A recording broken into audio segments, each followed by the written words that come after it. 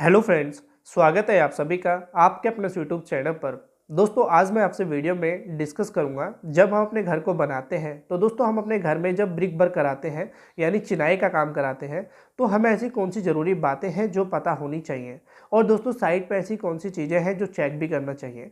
तो इस वीडियो में आपको मैं यही सब बातें बताने वाला हूँ। सो प्लीज़ वीडियो को पूरा एंड तक जरूर देखना और दोस्तों मेरी हर एक बात को समझना, ताकि आपके लिए कहीं ना कहीं बहुत हेल्पफुल ये होने वाली है। हम दोस्तों सबसे पहले बात करेंगे, जैसे मान लीजिए कि जब हम अपने घर में ब्रिक वर्क कराते हैं तो हमारी आती हैं पहले दीवारें।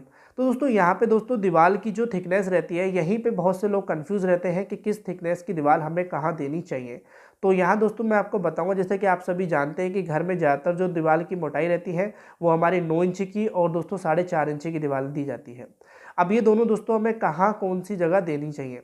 देखिए उससे पहले बता दूं, देखिए नॉर्मली हमारे जो स्ट्रक्चर होते हैं वो एक फ्रेम स्ट्रक्चर होता है और एक लोड बेरिंग स्ट्रक्चर होता है। फ्रेम स्ट्रक्चर में दोस्तों हम अपना कॉलम भी देते हैं, बीम भी देते हैं और फिर स्लैब भी देते हैं। अब दोस्तों उसमें क्या होता है, जैसे मान लीजिए कि हम फ्रेम स्ट्रक्चर में ब्रिक वर्क करते हैं तो वो हमारा सिर्फ पर्दे के रूप में ही किया जाता है।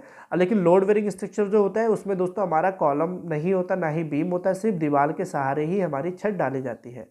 तो यहाँ पहले मैं आपको बता दूं, जैसे मान लीजिए कि आपका लोड बेरिंग स्ट्रक्चर है तो उसमें तो दोस्तों आपको करना क्या है, सारे ही जगह आपको 9 इंच की दीवार देनी है, उससे कम नहीं देनी है। क्योंकि कहीं ना कहीं दोस्तों हमारा जो लोड आएगा छत का या घर का वो दीवार के अकॉर्डिंग ही ट्रांसफ़र होना है।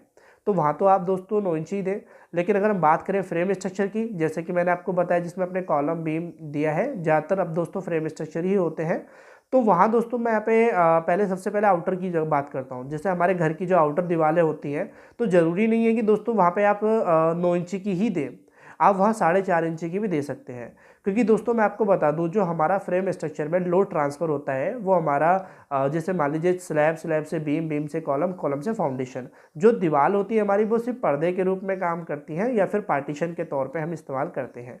तो यहाँ दोस्तों अगर आप आउटर में 4.5 इंची भी देना चाहते हैं तो कोई दिक्कत नहीं है, दे सकते हैं। और 9 इंची देना चाहते हैं तो फिर कोई दिक्कत है ही नहीं। अब दोस्तों हम बात करते हैं घर की अंदर की जितनी भी पार्टीशन वॉल होंगी, चाहे रूम के पार्टीशन है चाहे किचन के पार्टीशन है, तो वहाँ तो आपको दोस्तों 4.5 इंची की ही देनी है। अब दोस्तों 4.5 इंची के साथ साथ हमें 9 इंची फिर कहाँ देनी है।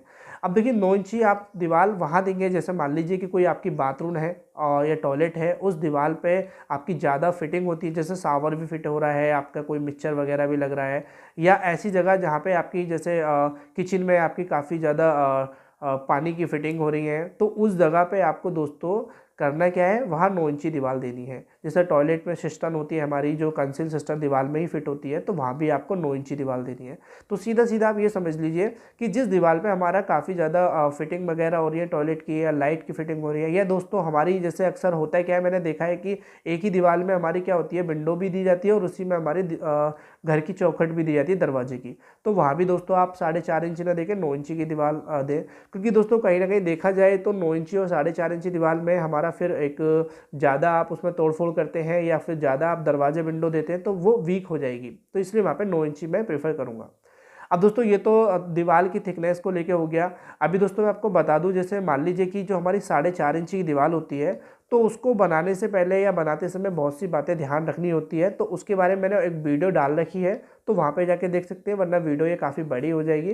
तो उसका लिंक मैं डिस्क्रिप्शन में दे दूँगा। अब हम दोस्तों बात करेंगे, जैसे मान लीजिए कि आपने दीवार की थिकनेस में तो आप जो भी डाउट हो वो क्लियर हो गए होंगे मे बी। हम बात करेंगे दोस्तों, जब हम अपने घर में चिनाई करते हैं तो जो हमारी ईंटें आती हैं, तो ईंटें को भी दोस्तों काफ़ी चीज़ें बहुत से तरीक़े से चेक की जाती है साइट पे, आपकी ईंटें गिरने से पहले या अनलोडिंग करने से पहले। तो उसके ऊपर भी मैंने वीडियो डाली है, तो उसको भी ज़रूर देख लेना, उसका लिंक भी मैं इस डिस्क्रिप्शन में दे दूँगा। अब हम बात करेंगे, जैसे ईंटें भी आ गई, आपने चेक भी कर लिया, अब आप काम कर रहे हैं। तो पहले तो आप ध्यान रखें, जो भी ईंटें हैं और जो भी आपका मिस्त्री काम कर रहा है तो उस ईंटों को अच्छी तरीके से पानी में आप भिगो लीजिए, उसकी अच्छे से तराई कर लीजिए, ताकि जब आप काम करेंगे तो अच्छे से उसकी बाउंडिंग बन सके। ठीक है, ऐसा नहीं है कि जल्दी जल्दी में आपका मिस्त्री क्या कर रहा है, सूखी ईंटें लगा रहा है, तो वो ठीक नहीं है। अब दोस्तों हम बात करेंगे दूसरी चीज़, तो जो हमारी घर में विंडो होती हैं या हमारी जो डोर की चौखटें होती हैं, ये चीज़ आप पहले ही डिसाइड कर लीजिए कि किस दीवार पे आपको कहाँ देनी है। मैंने अक्सर दोस्तों बहुत गलतियाँ होते हुए देखा है साइड पे, जैसे कि आप एक फ़ोटो देख पा रहे होंगे कि यहाँ पे दोस्तों आप देखेंगे कि ऊपर जो छज्जा डला हुआ है वो दोनों साइड डला हुआ है, लेकिन विंडो हमारी एक ही तरफ है। पहले विंडो कहीं दूसरी जगह थी इसमें जहाँ छज्जा बराबर में है, और बाद में फिर चेंज करनी पड़ी। तो ये इस तरह की गलतियाँ ना हो, तो ये आप पहले ही अपने माइंड में तय कर लीजिए कि आपको कौन सी चीज़ कहाँ देनी है, ठीक है। अब हम बात करेंगे दोस्तों कि जो हमारा ब्रिक वर्क करने के लिए, चिनाई करने के लिए जो मसाला बनता है, उसका हमें क्या रेशो बनाना चाहिए। तो देखिए, दोनों ही दीवारों की थिकनेस के लिए अलग अलग रेशो बनता है। जैसे अगर मैं बात करूं, तो अगर आप 9 इंची की दीवार के लिए बात करें तो वहाँ पे आप 1:6 का अनुपात लगा सकते हैं, यानी 1 आपका तसला सीमेंट हो गया और 6 तसला आपका रेत हो गया। अब ऐसे ही दोस्तों 4.5 इंची दीवार के लिए आप 1:4 का रेशो लेंगे, जैसे कि 1 तसला हमारा क्या हुआ, सीमेंट हो गया, और 4 तसला हमारा रेता हो गया। तो ये दोनों के लिए अलग अलग होता है। अब जैसे मान लीजिए आपका मिस्त्री जो है वो चिनाई कर रहा है, तो आपको कैसे पता करना है कि हमारी दीवार स्ट्रेट जा रही है, सीधी है या नहीं। तो देखिए दोस्तों, जो साइड पे मिस्त्रियों के पास प्लम्बर होता है, साउल जिसको साइड भाषा में बोलते हैं, तो उससे चेक किया जाता है। तो आपको ये चीज़ें ज़रूर देखनी है कि थोड़ी थोड़ी देर पे आप अपने मिस्त्री से बोल सकते हैं। वैसे तो मिस्त्री हमेशा चेक करते हैं, फिर भी आपको अगर चेक करना है तो आप साउल की मदद से ज़रूर चेक करें। तो ये ध्यान रखें कि ऐसा नहीं है कि आपका मिस्त्री बिना साउल लगाए ही दीवार को बना रहा है, ठीक है। तो ये चीज़ें आपको ध्यान जरूर रखनी है। अब जैसे मान लीजिए जब आपका लेबर मिस्त्री काम कर रहे होते हैं, तो आपको ये चीज़ भी ध्यान देनी होती है, जो हमारी ईंट रखने के बाद जो एक ईंट से दूसरी ईंट के बीच में जो गैप रहता है, वो हमारा आधा इंची से ज़्यादा नहीं होना चाहिए, और वो गैप जो है वो हमारा पूरे तरीके से फिल होना चाहिए मसाले से। क्योंकि मैंने अक्सर देखा है कि दोस्तों, जो मिस्त्री होते हैं वो जल्दी जल्दी में काम करते हैं, और कहीं ना कहीं जो गैप रहता है उसके बीच में जॉइंट का, वो फिलअप ही नहीं करते, और आप कभी देखें तो आपकी दीवार से बाहर की तरफ की रोशनी भी दिखाई दे जाती है।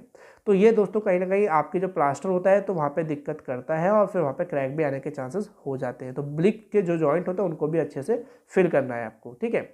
अब जैसे मैं अगर बाउंड की बात करूँ, तो एक इंग्लिश बाउंड चलता है, एक फ्लेमिश बाउंड चलता है, ठीक है। तो फ्लेमिश बाउंड दोस्तों ज़्यादातर नहीं दिया जाता है, आपको इंग्लिश बाउंड देना है। अब मैं यहाँ पे एक चीज़ और बात करूँगा, जैसे मान लीजिए आपने पूरी चिनाई का काम कर लिया है, दीवार वाल सब बना दी है, तो हमारी आती है क्यूरिंग, यानी कि हमें अपनी जो दीवार की तराई करनी होती है वो कितने दिन करनी होती है। तो देखिए वहाँ पे मैं आपको बताना चाहूँ तो 7 से 10 दिन आपको तराई करनी है, इससे कम बिल्कुल भी नहीं करना है। और दोस्तों, अगर जैसे कि आप सभी देख रहे हैं कि गर्मी का मौसम चल रहा है, तो आप दिन में 2 बार तराई करें, और तराई आपको अच्छे से करनी है, बहुत अच्छे से।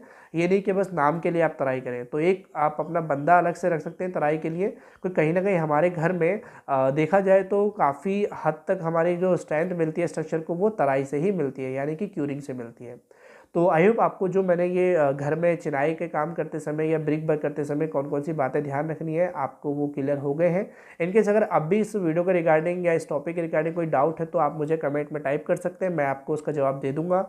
और दोस्तों, मैं आपको बता दूं, मेरे पे काफ़ी सारे मैसेज भी आते हैं। मैंने जैसे बोला है कि आप मेरे इंस्टाग्राम पे मुझे मैसेज कर सकते हैं। अभी जो आपकी साइडों पे काम चल रहा है, जो आपके घर बन रहे हैं, अगर उसमें भी आपको वहाँ कोई डाउट है तो उसका फ़ोटो आप मुझे सेंड कर सकते हैं, मैं आपको वहाँ पे देखकर उसका रिप्लाई कर देता हूँ। तो वीडियो को लाइक जरूर कर देना, चैनल सब्सक्राइब नहीं किया तो सब्सक्राइब भी कर देना, बेल आइकन को जरूर ऑन कर देना। थैंक्स फॉर वॉचिंग वीडियो, मिलते हैं अपनी नेक्स्ट वीडियो पर।